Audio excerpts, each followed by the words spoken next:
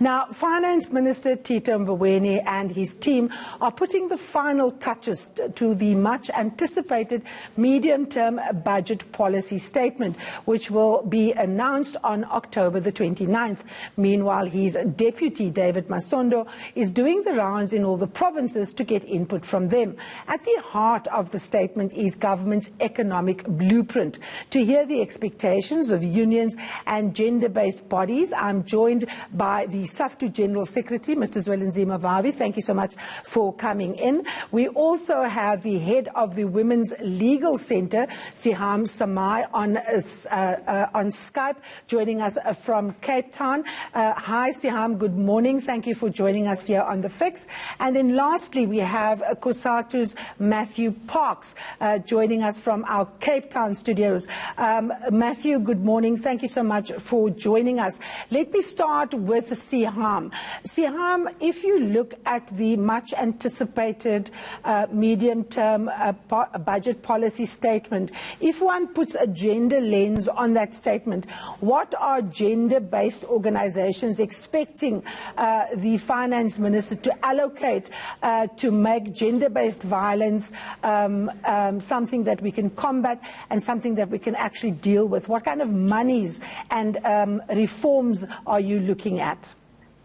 Thank you, Karima. I mean, I think that it's been very clear that the President has given outside the marching orders around how GBV should be addressed in the country. He's also indicated, and he came out with a 5-point plan, which includes how to prevent gender-based violence, and this was an emergency plan. But just taking it back quickly, we all know the 1st of August, which was last year, that we had women from civil society, from the ground, through the total shutdown movement, actually giving government and the President 24 demands. And with that 24 demands came the presidential summit and the declaration.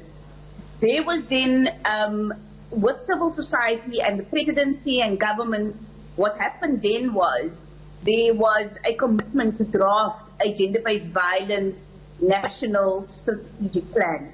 But we all know after August was the challenges and the frustrations of our communities in relation to gender-based violence. The President indicated that there will be an emergency plan, and this is the 5-point plan that came out that has to be implemented within the next 6 months. So it's very important that this current budget or the statement needs to highlight the funding that is going to be given in relation to this emergency plan. What the Interim Steering Committee have indicated, more than 1.1 billion needs to be given just in relation to this emergency plan. Where is that money going to come from? One of the challenges that was raised during the statement by the President on the emergency plan was that he said that the funding for the plan needs to be mainstreamed within the existing budgets. That's unacceptable. We need to find funding for this emergency plan and also funding for the NSP. We can't use existing budgets of the Justice Crime Prevention Cluster to be able to support the NSP as well as the emergency plan. So what we want to see in the statement is where's the money and how is the allocation going to be. The President, in terms of the 5-point plan, indicated additional support to the Tutuzela centers, additional sexual offences court, in particularly support staff, the shelters, and also support the civil society because they play a critical role in relation to the eradication of gender-based violence. Also prevention in relation to education. So I want to see what is happening in the Department of Education as well as the budget of the Department of Social Development with the increase in terms of support for shelters as well as social workers. So, all right, Seham, let's hold it there. You're looking for R1 billion. We don't know where that is coming from. Mr. Parks from Kusatu, at the heart of the medium-term budget policy statement is this economic plan that Tito Mboweni's department has come up with. You have come out very strongly against that plan. If the budget is going to be based on what is in that plan, one would assume that Kusatu would be far from happy. Am I correct in saying that?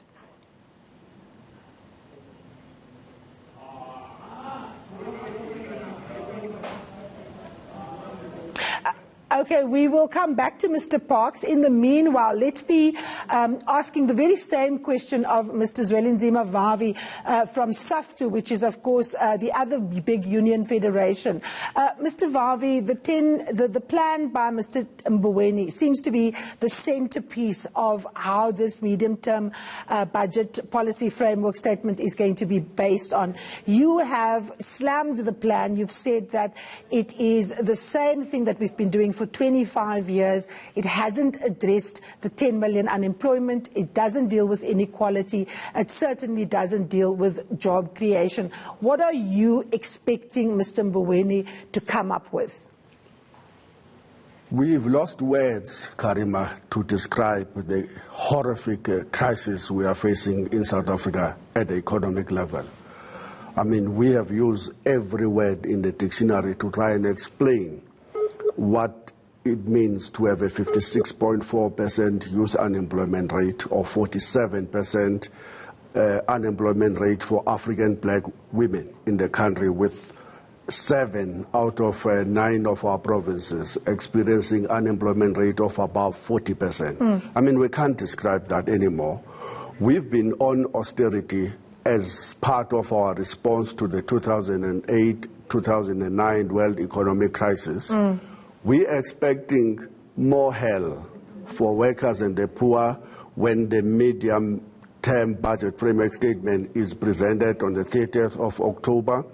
The cuts that we have seen already have meant that the government have reduced its expenditure in all of the front expenditure items across the board.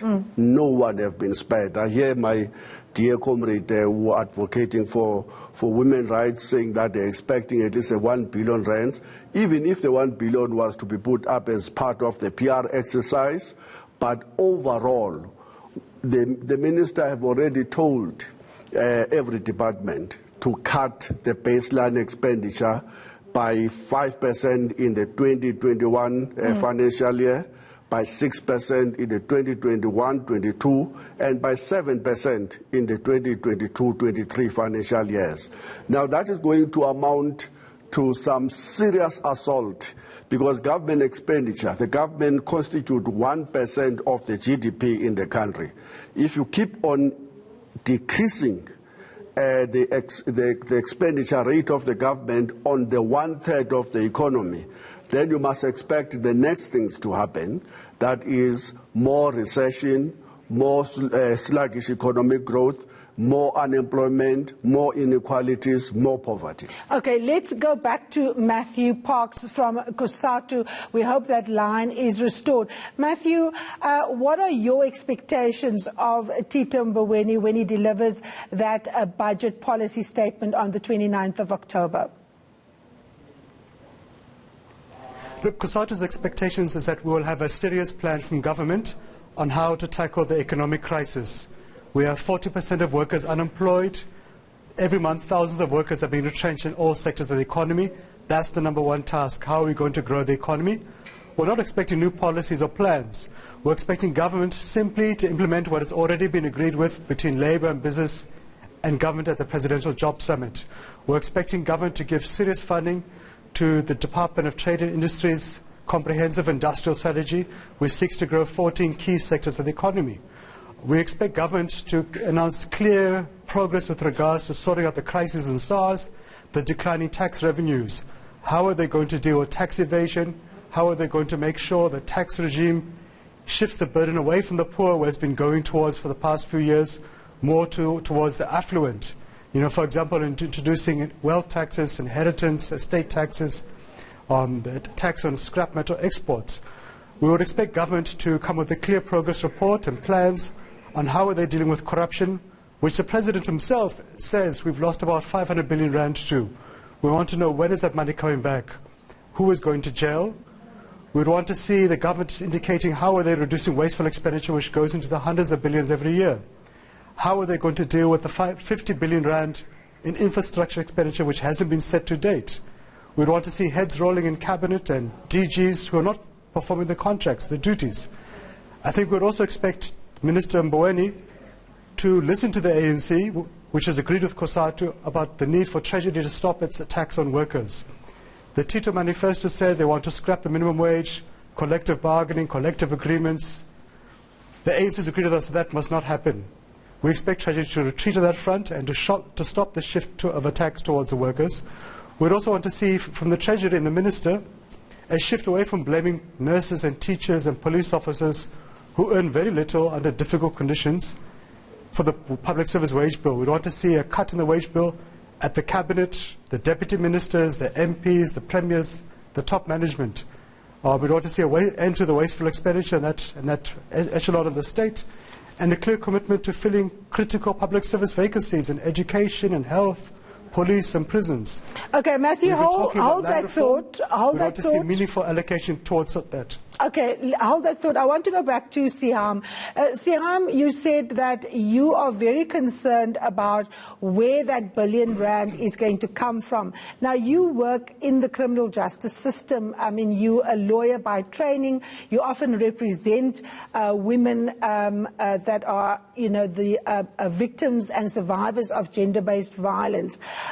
Given the fact that we have a deficit already, do you think that Tito Mboweni's economic blueprint that is put out takes into consideration the kinds of monies that needs to be made available to deal effectively with gender-based violence? Okay, I think Skype is frozen. We're going to come back to that. Mr. Vavi, let me bring you in here. The President has been at the Financial Times Africa Summit in London. He's given an interview to The Economist where he's actually said that he agrees with much of what Mr.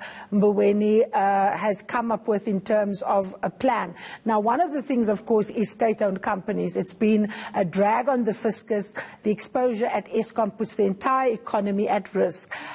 We've seen that even when public-owned companies are run by the state, corruption happens.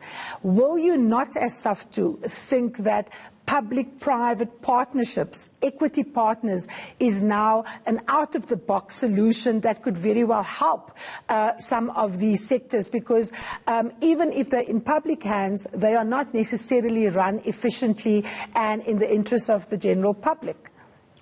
Karima, I was listening to your discussion with the colleagues from NIHAO and PSA, of course, preceded by an interview we had with Ruel Koza, the current chairperson of the PIC. And I was saying to myself, I wish you could just understand how big a damage this discussion you are having about the extent of the looting in the PIC by clever, connected political activists who use every opportunity to lay everything onto the feeding trough and feed for themselves and their next of skins. The damage that discussion is having is to the rest of a progressive interventions that we expect a progressive government to lead. The need for much more involvement, for example, in the economy to crowd in private investment. The need for the state to use instruments that were used even during the apartheid state to address the mounting crisis of poverty, unemployment. Now, when you have a discussion that shows, and when the chairperson of the PIC says we're pursuing our billions and billions that have been stolen, then to the worker, the biggest worry they will have is, can the state be trusted with any of the resources? Will they manage the National Health Insurance single resource plan in order to ensure free health care for all of the people? Can we trust them if we were to go back to the days of the prescribed investment of 10%, that they will not take opportunity, even with the pensions and provident funds of workers, to feed? And so the whole interventionist state is being discredited. And the irony of it is that they have destroyed almost every state-owned enterprises, to the point that when you ask for more state intervention measures, people said, these people are mad, can't they see? So if that is the lived experience, right, of state-owned companies, and the looting, of course, is far from a joke. It runs into, the president actually admitted state capture ran into R1 trillion to The Economist.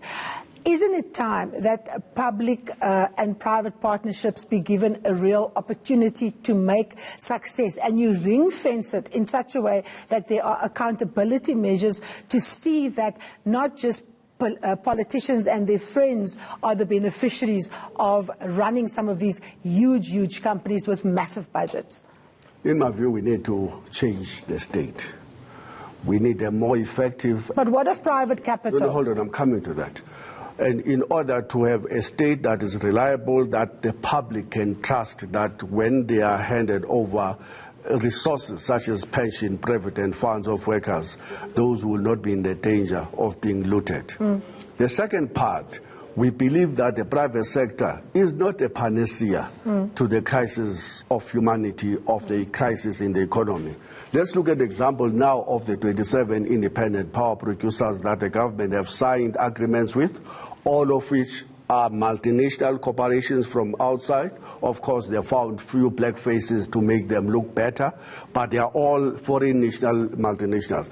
These people have been given a period of 20 years guaranteed profit to feed as they are building new renewables. And let's make a second point.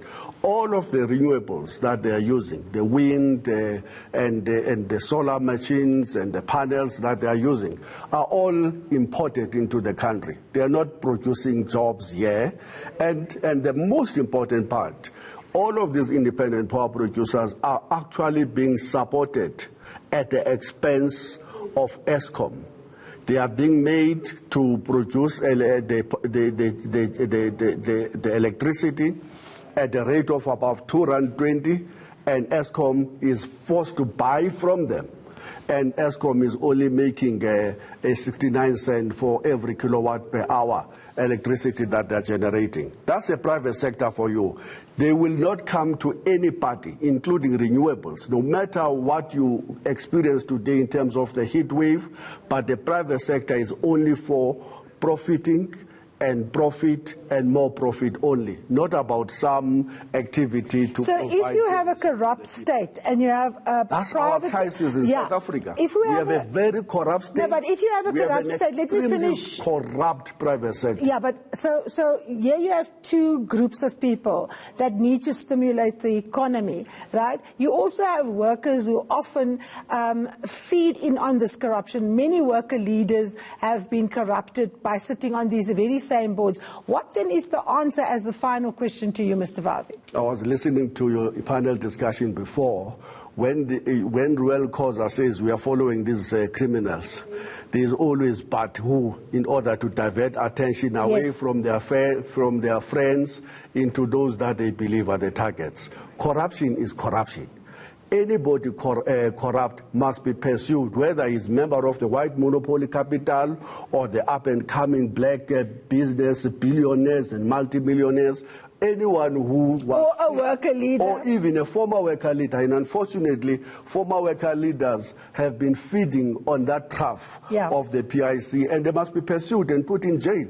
Okay, that's where we will leave it, Mr. Vavi. Of course, there will be a lot of expectations from Tito Mboweni. Thank you so very much also to Siham Samai, who is from the Women's Legal Centre, and Mr. Matthew Parks from COSATU. Still ahead, we take a look at the stories making headlines in the weekend newspapers. Stay tuned.